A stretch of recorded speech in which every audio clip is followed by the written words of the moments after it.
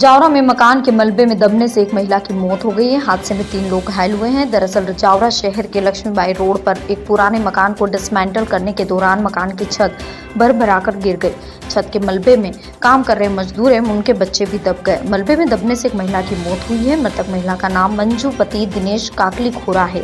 घायलों में पंकज पिता मातर पिता दिनेश तथा शिवानी पिता दिनेश है।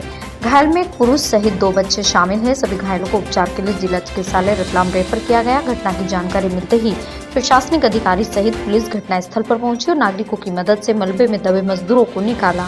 सिविल अस्पताल जावरा के डॉक्टर अभिदीप शाकल्य ने बताया, अस्पताल में कुछ घायल आए थे, क्या पूरा मामला है? जी, 4 लोगों को घायल अवस्था में लाया गया जावरा सिविल हॉस्पिटल, जहाँ पर पाया गया कि एक महिला की मौत हो चुकी है। एक पुरुष जिसकी स्थिति गंभीर है, उसको हमने रतलाम सिविल हॉस्पिटल में रेफर कर दिया है।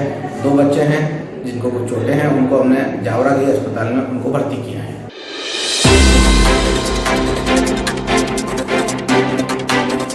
रामबाग कॉलोनी क्षेत्र में बिजली पोल पर काम कर रहे बिजली कंपनी के ठेका कर्मचारी 35 वर्षीय लोकेंद्र सिंह भाटी की करंट लगने पर नीचे गिरने से मौत हो गई। इससे उसके स्वजन व परिचितों में रोष फैल गया है। लोगों ने बिजली कंपनी पर सुरक्षा साधन नहीं उपलब्ध कराने व लापरवाही बरतने का आरोप लगाते हुए दोषियों पर कार्रवाई की मांग की है। जानकारी के अनुसार लोकेंद्र सिंह भाटी पुत्र स्वर्गीय मंगल सिंह भाटी निवासी ग्राम अम्बलेटा अन्य कर्मचारियों के साथ बुधवार दोपहर करीब 3:45 बजे रामबाग कॉलोनी क्षेत्र में बिजली के पोल पर चढ़कर काम कर रहा था। अचानक लाइन में करंट सप्लाई होने से उसे करंट लगा, वो नीचे जा गिरा। इससे उसके सिर में गंभीर चोट आई। उसे जिला अस्पताल में जाकर भर्ती कराया गया। हालत गंभीर होने पर प्राथमिक उपचार के बाद उसे इंदौर भी रेफर किया गया।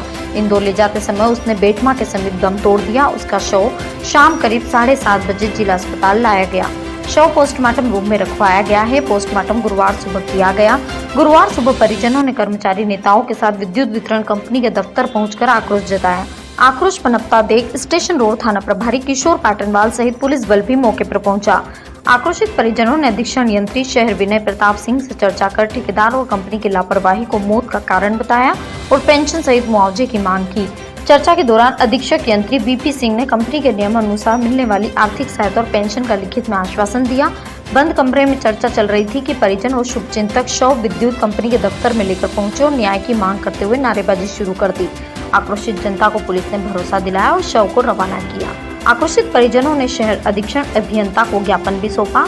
शहर अधीक्षण अभियंता बीपी सिंह ने मीडिया को बताया, हुई थी जी, क्या जानकारी अभी तक निकाल पाए हैं? बीते 24 घंटे हो चुके हैं, क्या तथ्य निकले सर इस मामले में? अपने यहाँ कल करीब 3:30 बजे के आसपास रामबाग एरिया से कंप्लेंट प्राप्त हुआ कि पोल पर स्पार्क हो रहा है और 1-2 भुक्काओं की बिजली बंद है, जिस पर जो है यहाँ से ड्यूटी पे जो कार्यरत कर्मचारी थे वो वहाँ पर पहुँचे स्थल पर।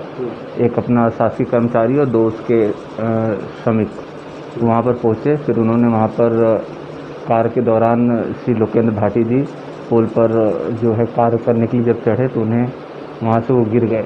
अब ये गिरने के बाद उनके हेड इंजरी हुई, जिस पर जिला अस्पताल में भर्ती कराया गया। वहाँ करीब आधा 1 घंटा उनका प्राथमिक उपचार होने के बाद उन्हें जो है डॉक्टरों के सलाह पे इंदौर रेफर किया गया। इंदौर ले जाते समय रास्ते में जो है उनकी मृत्यु हो गई। कॉन्ट्रैक्टर के द्वारा जो लेबर लगाई जाती है वो एक किस पद पे उनको नियुक्त कराया जाता है कि उनको डायरेक्ट बिजली के पोल पे ही चढ़ाने की, ऐसे हाई टेंशन लाइनों पर चढ़ाने के लिए ही उनकी जिम्मेदारी दे दी जाती है? किस तरह का उनकी अहम भूमिका रहती है कार्यरत में? ये जो कर्मचारी थी लो टेंशन लाइन पर कार्य कर रहे थे और लाइनमैन की उपस्थिति में लाइन बंद करके कार्य कर रहे थे। करंट लगा है अथवा ये पोस्टमार्टम रिपोर्ट से भी पता चलेगा कि अगर करंट लगा है तो फिर वो इन्वेस्टिगेशन होगी कि आखिर करंट कहाँ से आया, या कहीं वो डिसबैलेंस होकर गिरे या किसी घर के इन्वर्टर या जनरेटर से रिटर्न आया है। इसकी जांच की जा रही है। लो टेंशन लाइन पर कल कार्य कर रहे हैं। लाइनमैन कौन था? लाइनमैन श्री जमालुद्दीन जो थे वो एमपीबी के शासकीय लाइनमैन वहाँ पर मौके पर कार्य करवा रहे हैं। तो वो पोल पे क्यों नहीं चढ़ा उस समय? क्योंकि जिम्मेदारी तो उनकी थी। ये दोनों चीज़ें हैं कि वो अपनी देखरेख में बंद लाइन में काम वहाँ लो टेंशन लाइन पे करवा रहे थे, और चूँकि क्या है कि कहीं ना कहीं सुरक्षा में भी चूक, सुरक्षा उपकरणों के उपयोग को लेके भी चूक हुई है, जिसको लेके जो है संबंधित लाइनमैन को कल तत्काल सस्पेंड कर दिया गया है। और विद्युत सुरक्षा विभाग और अपना उसकी जांच की जा रही है कि अच्छा, मुआवजे की मांग कर रहे हैं ये लोग, तो क्या मुआवजे को लेकर क्या तैयारी की जा रही है?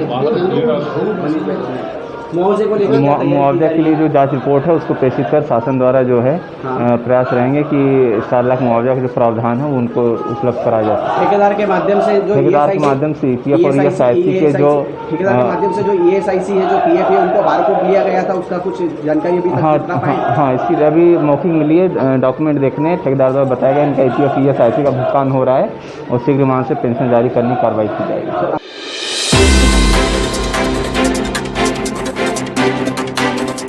जावरा महुनीमच हाईवे रोड रतलाम नाके के पास होटल एवन के सामने ट्रैक्टर शोरूम में आग लग गई। आग लगने का कारण शॉर्ट सर्किट बताया जा रहा है, जिसमें लाखों का सामान जलकर खाक हो गया।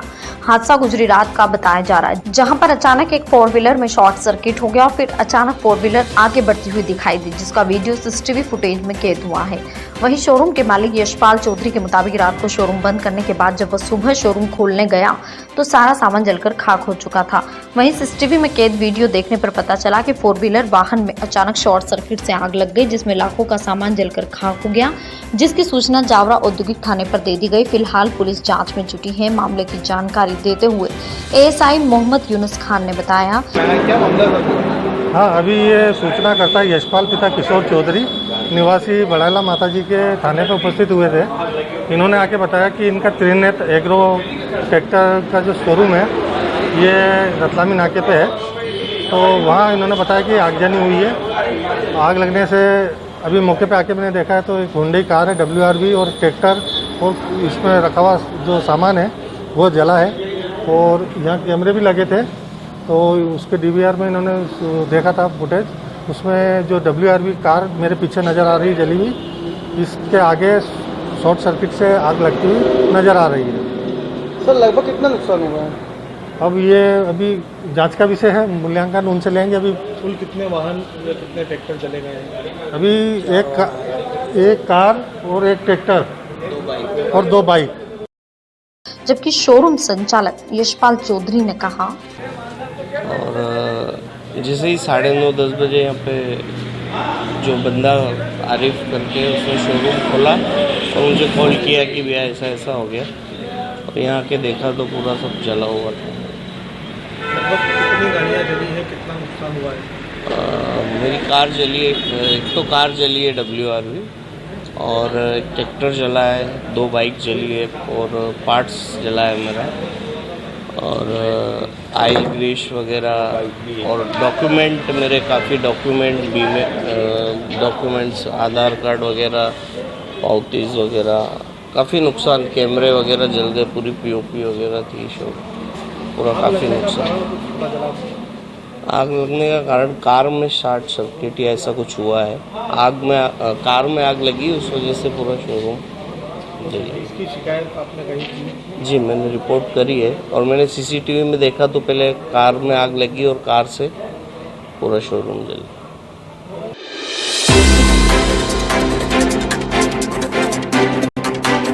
लगातार पेट्रोलियम पदार्थों की कीमतों के बढ़ने से परेशान निजी बस ऑपरेटर फिर हड़ताल पर जा रहे हैं। शुक्रवार को 1 दिवसीय हड़ताल की घोषणा रतलाम जिला बस ऑनर्स एसोसिएशन ने की है। बताया जाता है कि लॉकडाउन समाप्त होने के बाद अभी परिवहन पूरी तरह से पटरी पर भी नहीं आया, लेकिन पेट्रोल, डीजल, टायर, पार्ट्स की कीमतें तेजी से बढ़ रही है। एक तरफ कीमतें बढ़ी हैं तो दूसरी तरफ किराया भी सरकार ने नहीं बढ़ाया, जिससे बस मालिकों का बसों का मेंटेनेंस भी नहीं हो पा रहा है। लंबित पड़ी मांगों और किराए बढ़ने की मांग पर शुक्रवार को 1 दिन की हड़ताल रहेगी, जिससे परिवहन व्यवस्था प्रभावित होगी और यात्री भी परेशान होंगे। रतलाम बस स्टैंड पर प्रतिदिन 300 बसों का संचालन होता है। हड़ताल से 7 से 8 हजार यात्री परेशान होंगे। प्रस्तावित किराया यदि बढ़ाया तो बसों की यात्रा महंगी होकर हर एक का बजट बिगाड़ देगी।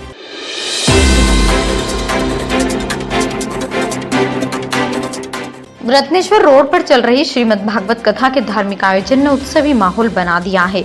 बुधवार को यहां कथा में रुक्मणी प्रसंग आने पर रुक्मणी विवाह का चित्रांकन किया गया।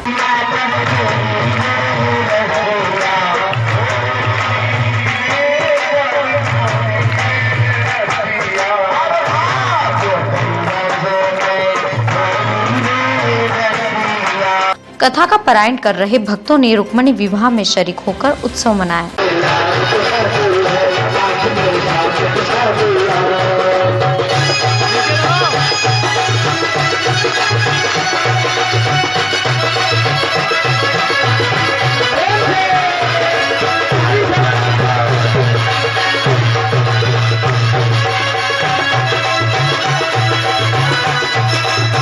कथा में पहुंचे पूर्व क्षेत्रीय पार्षद मंगल लोढ़ा ने पवित्र भागवत पोथी का पूजन कर आरती में शरीक हुए।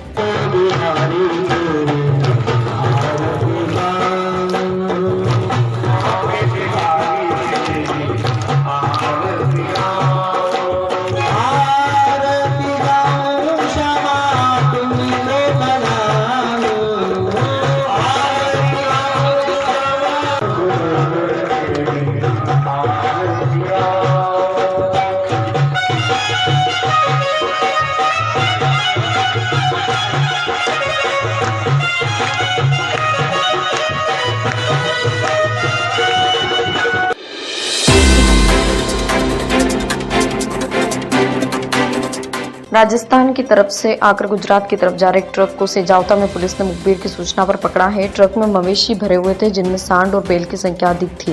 पुलिस ट्रक को गोपाल गौशाला ले गई जहां ट्रक खाली किया तो 5 सांड मृत पाए गए, वहीं कुछ सांड तथा बैल गंभीर रूप से घायल हुए। पुलिस ने इस मामले में एक व्यक्ति को गिरफ्तार किया जबकि दूसरा फरार हो गया। पुलिस मामले की जाँच कर पशु क्रूरता अधिनियम के तहत प्रकरण दर्ज कर रही है। सुबह राजस्थान से सूचना आई थी मेरे पास कि एक आयसर है, आयसर में गौवंश भरे हुए हैं, वो प्रतापगढ़ से होता सेलाना होता हुआ रतलाम की ओर आएगा। तो हमारी पूरी टीम मौके पे पहुंची और आयसर को पकड़ने की कोशिश की थी हमने, लेकिन आयसर वाले जो ड्राइवर थे कसाई थे 3 लोग, तो गाड़ी भगाने की कोशिश की। भगाने के बाद में आगे हमने ट्रैफिक जाम किया, गाड़ी आड़ में लगाई। आड़ लगाने के बाद में वो गाड़ी छोड़कर भागे तो साहब एक के हाथ में तलवार थी और एक के हाथ में पिस्टल थी और यूँ बोला आगे आए तो मार देंगे आपको। बस ये सब ऐसा है। और फिर हमने पुलिस को सूचना की थी। टीआई साहब औद्योगिक क्षेत्र थाने के टीआई साहब है, उनको मैंने सूचना की थी, उन्हीं को कॉल किया था मैंने, सर ऐसी घटना है। फिर पुलिस जाब्ता भेजा उन्होंने।